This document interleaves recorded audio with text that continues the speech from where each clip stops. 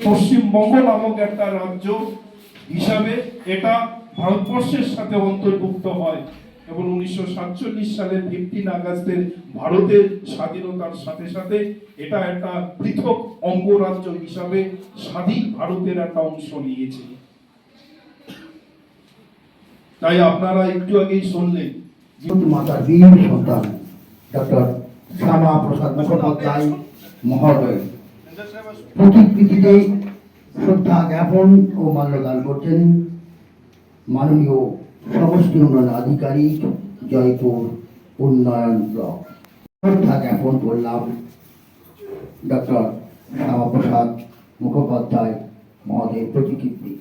এখন পুষ্পার্ঘ্য নিবেদনের জন্য আমাদের রেঞ্জ অফিসার কর্মী মোহাম্মদ রমেশ বাবু নিবেদনের অনুরোধ করছি। বিধানসভা রয়েছে যে মন্ডল 3 মন্ডল সভাপতি জয়পুর ব্লকের ওসি সাহেব দেখতে পাচ্ছেন শ্যামা প্রসাদ মুখোপাধ্যায় প্রতিকৃতিতে মাল্যদান ডক্টর শ্যামা প্রসাদ দেখতে পাচ্ছেন। পশ্চিমবঙ্গের ষষ্ঠা ভারত মাতার বীর সন্তান ডক্টর শ্যামা প্রসাদ আমাদের পাশে তাকে শ্রদ্ধা জানানোর জন্য আমি যে সমস্ত নবম মঞ্চ আসবেন মঞ্চ সনটা 1946 সাল। আপনারা জানেন 1946 সাল সারা বিশ্বে তৃতীয় বিশ্বযুদ্ধ শেষ, ভারতবর্ষে নৌ বিদ্রোহ শেষ। সারা পৃথিবীতে যেখানে আগে বক্তার কাছে শুনলাম নবর কাছে পুরনো ইতিহাসের দিকে আমি যাবো না, তবে একটা জিনিস বলবো, সেই সময় 1947 সালে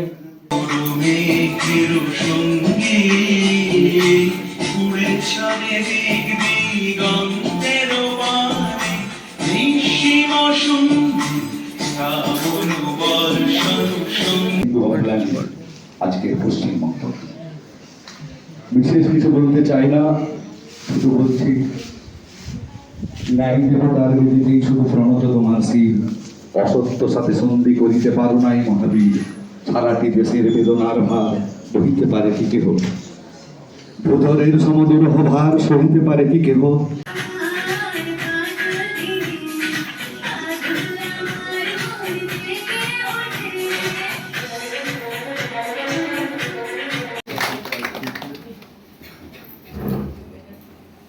গণপতি বাবু সম্প্রীতি এভাবে আজকের এই দিনটা বিশেষভাবে উদযাপিত হচ্ছে। আজকের এই দিনটার বিশেষ তাৎপর্য আমরা যদি ব্যাখ্যা করতে যাই, আমাদেরকে ইতিহাসের দিকে ভারতবর্ষের একটা রাজ্য হিসাবে ভারতবর্ষের সাথে সংযুক্ত হওয়ার পক্ষে ভোট দেয়। তাই মধ্যে